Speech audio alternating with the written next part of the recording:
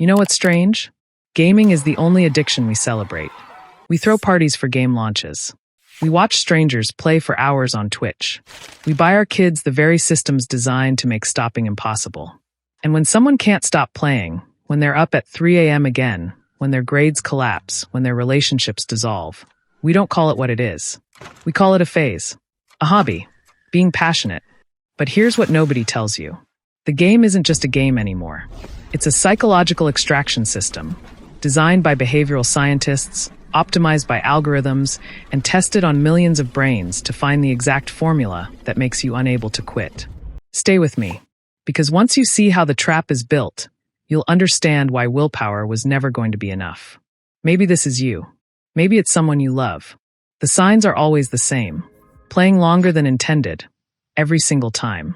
Thinking about the game when you're not playing. Feeling irritable or empty when you can't play. Neglecting things that used to matter. Lying about how much time you spend.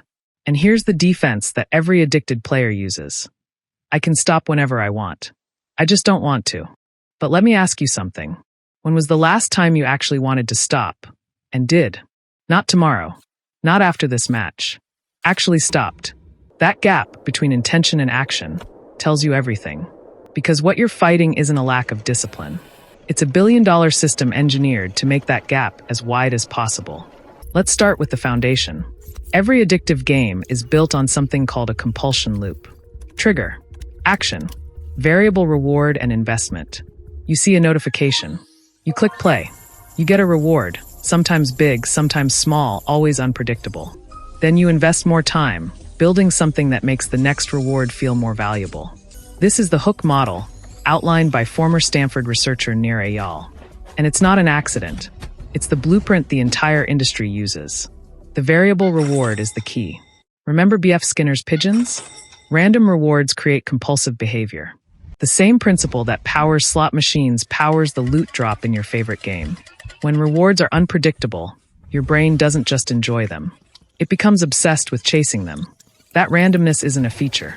It's the entire point. And nowhere is this clearer than loot boxes. You pay real money, or grind for hours, to open a virtual box with random contents. Maybe you get something rare. Probably you don't. But the possibility keeps you pulling. This is slot machine psychology sold to children.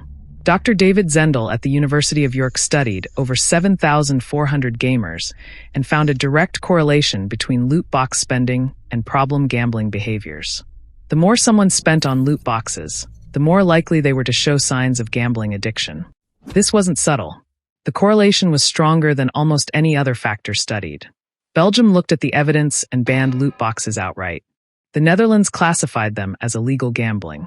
But in most of the world, they're still in games rated for children. FIFA, Overwatch, Genshin Impact, Fortnite. Your 12-year-old isn't just playing a game.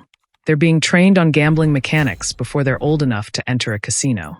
Here's something that should disturb you. In 2017, Activision patented a matchmaking system designed not for fairness, but for maximum engagement and spending. The patent describes deliberately matching players against opponents who have items they might want to buy. It describes detecting when a player is about to quit and adjusting difficulty to pull them back. This is called EOMM, Engagement Optimized Matchmaking. The game feels fair. It isn't. When you're on a losing streak and suddenly get an easy match, that's not luck resetting. That's the system detecting frustration and feeding you a win to keep you playing. When you're about to rank up and suddenly face impossible opponents, that's not bad luck. That's the system keeping you in the pursuit zone, where engagement is highest. You think you're competing against other players. You're actually competing against an algorithm that knows exactly how to keep you hooked. Now let's talk about battle passes. You pay money at the start of a season. Then you have a limited window, usually 60 to 90 days, to grind enough to unlock what you paid for. Miss a day? You fall behind. Skip a week? You might not finish. Don't complete it? Your money is wasted. This transforms play into obligation. Fun becomes work with a deadline. And the psychology goes deeper. Limited time skins. Exclusive events. Items that never come back. This is FOMO architecture, fear of missing out weaponized. Loss-aversion is one of the most powerful forces in human psychology. We hate losing something more than we enjoy gaining it. Battle passes exploit this by making you feel like you're constantly about to lose access to something valuable. You're not playing because you want to. You're playing because stopping feels like losing. Here's where it gets really hard to escape. Modern games don't just hook you individually. They hook you socially. Guilds, clans, raid schedules, team-based rankings. The game creates relationships that only exist inside the game. People who depend on you logging in. Events that require your presence. Social capital that vanishes if you stop. Quitting doesn't just mean leaving the game. It means abandoning people who feel like friends. And here's the cruel part. For many players, especially younger ones, these are their primary relationships. The guild feels more real than the classroom. The Discord server feels more like home than home. The game becomes the social world. And leaving the social world feels impossible. So they stay. Not because the game is fun anymore, but because the alternative feels like loneliness. And this is where we hit the paradox nobody talks about. Gaming feels like fun, and sometimes it is. But fun doesn't explain why you play when you're not enjoying it. Why you stay in matches that make you angry. Why you keep grinding when it feels like work. Neuroscientist Dr. Kent Berridge distinguishes between wanting and liking. They're separate systems in the brain. Addiction hijacks the wanting system. You can desperately want something without liking it at all. That's why you stay up until 3 a.m. feeling empty. The wanting is screaming. The liking stopped hours ago. You're not having fun. You're chasing a feeling the system promised, but deliberately withholds. Traditional games had endings. You beat the boss. You saw the credits. You were done. Modern games are designed to never end. Seasonal content. Rank resets. New expansions. Daily quests. Weekly challenges. Infinite progression systems where there's always one more level, one more skin, one more rank. This is intentional. A game with an ending is a game you stop playing. A game without an ending is a game you never leave. The industry calls these games as a service.